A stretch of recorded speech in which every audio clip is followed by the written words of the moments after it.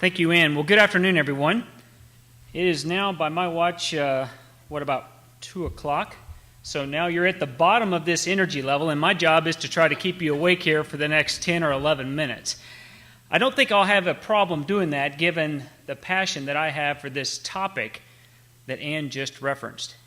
But probably more importantly, the bridge, if I use a communications term to all of you that know a whole lot more about that term than I do, to really what has been presented thus far since we started this morning at 9 a.m. I have not had the opportunity or the privilege to ever be here in this town or here on this fine campus, but the state of Illinois is one that I connected to people that some of you in the room know very well, that are people that I consider almost like second dads. The first is a gentleman by the name of Dr. Bill Meese, who was come through this fine university many years ago, and was one of my professors at Texas A&M University some 20 years ago. Another is a gentleman that was a past president of the National Cattlemen's Beef Association, which is the organization that I have the honor to represent on a full-time basis every day, and that gentleman's name is Steve Fogelsong, who is from Astoria, Illinois. So while I have not had the privilege of going through this university, I have a couple of people who have that are very near and dear to my heart. And from the communication side, coming back to this comment about bridging, well, not only do we have staff that try to help me figure that out every day, but we also have a wife at home who has her degree in this particular field. So I get a lot of coaching on this. So I'm going to do my very best. As Ann mentioned, I'm a founding board member of the U.S. Farmers and Ranchers Alliance. It's an alliance that represents more than 75 organizations. That these are organizations and companies that have chosen to come together, set aside their differences, and really focus on a common goal. That common goal has everything to do with stop explaining food production and to start engaging in a conversation about how food is produced. That, folks, is how we feel we will enhance consumer trust. Now, while this may sound like a very simple thing to say, we certainly know it's a very hard thing to execute or implement. But the difference between explaining and engaging, we think, is significant, and here is why. In the past, as it was referenced earlier, agriculture has, no doubt, they've taken this conversation about food very personally. All of us, including myself, who have grown up in agriculture and still involved with my family's operation and my wife's family's operation back in Texas, they're certainly guilty. We're all guilty of letting consumer questions certainly feel like criticism. And I know growing up in this family operation that was involved in the cattle and the swine industry, that really starts to hit home. It hits home because when people talk about what you do, raising food, it does sometimes get personal because it feels like criticism. And certainly, as was referenced just a few minutes ago, we have in certain cases, we've been defensive. We've explained everything as if there was a right and there was a wrong in this discussion about food, because that's what you do when you feel like you're under attack. Well, here's the data. When you start to look at the data we brought from the U.S. Farmers and Ranchers Alliance, we see that it really is not personal. It's not a criticism. Consumers really like farmers and ranchers. 75% of people are favorable toward farmers and ranchers who raise their food. What they're really not sure about is this part of the data set. They're really not sure about farming and ranching practices.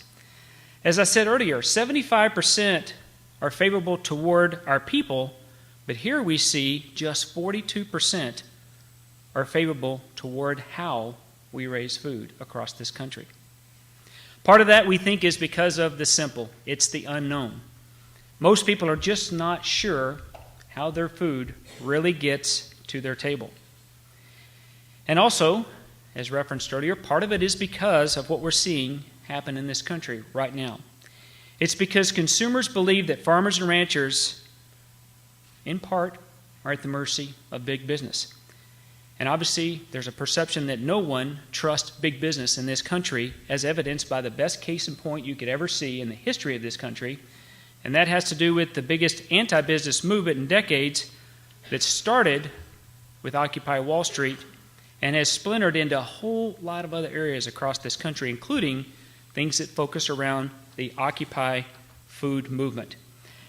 I had an opportunity to realize that with a major food service operation that we were working with in the area of a launch of a new hamburger here recently. And during that conversation, we were talking about our strategies and how we move forward and have consumer trust. And at the very same moment, what was Occupy Wall Street was hitting right to their retail outlets in Michigan on that very day. So it does start to hit home. Part of this, we think, is because we are not answering the questions that consumers are really asking. Instead, we've gone out and done what we're trained to do. We've gone out and told a story that we believe in, and one that's all about agriculture, one that about farming and ranching heritage, one about multiple family generations who preceded us, and how we strive to do absolutely the right thing. We talk very proudly about providing what you've heard earlier today, a safe, affordable, and abundant food supply. And we believe that modern food production is a system that will be required, no doubt, in order to meet the needs of a growing global population. Here's the but. Frankly, folks, this sounds to consumers like we are rationalizing what we do, instead of engaging them in a real conversation about food. If we're honest with ourselves, there's areas where we think we've missed the boat based on what our data is telling us at this point in time. Because we think we are answering questions, some questions, that consumers are really not asking. Fundamentally, consumers are asking a question that is very personal. It's very personally relevant to them about the long term health impacts. And that question is fundamental to our research and stated like this: is it safe for me and my family in the long run? So how do we close this gap between the trust that exists in farmers and ranchers versus farming and ranching practices? First, we feel like that these things here on the slide, the gloves, they need to be put away. We have to stop pitting our facts versus their facts or their perceptions. That's the starting point.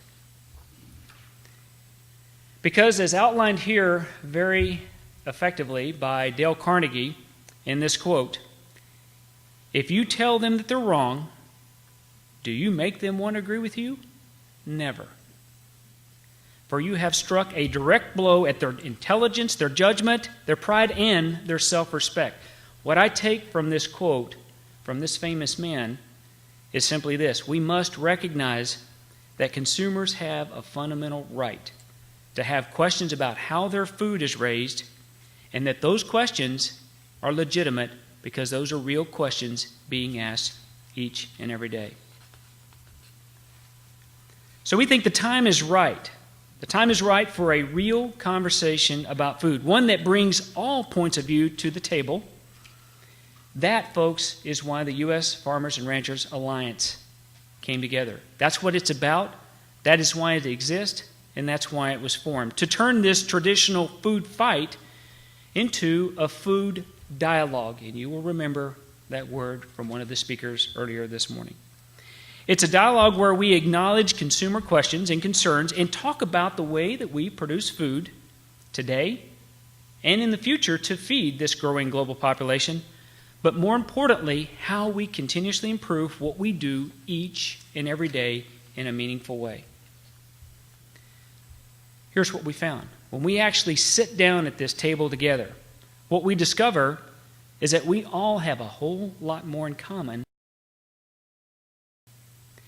USFRA data shows that here's what consumers think. They think that pesticides, antibiotics, chemicals, they're confusing. while at the same time, the data suggests that farmers and ranchers, from our survey data from that population, would have no doubt. They feel like it is very, very important to more openly share about those practices with consumers. Sounds very simple, doesn't it? Well, here's what consumers say. Consumers say that they're hearing conflicting information about how animals are cared for. And again, on the flip side, we see our farmer and rancher community, they agree that it is very important to share our livestock care practices with consumers so that there's a better dialogue to close this gap. So again, we think that we have a whole lot more in common than what we earlier thought. So what are we doing? USFRA is hosting conversations, bringing influencers and consumers to the table. And we're providing that opportunity for them to share more and more information, more farmers and ranchers to share their stories about how they're continually seeking better ways of raising food.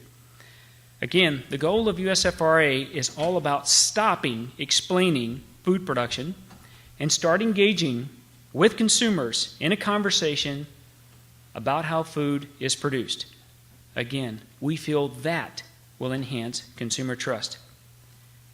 What we want is for you to understand what this is about and engage with us and join USFRA in the effort to communicate, especially to consumer influencers.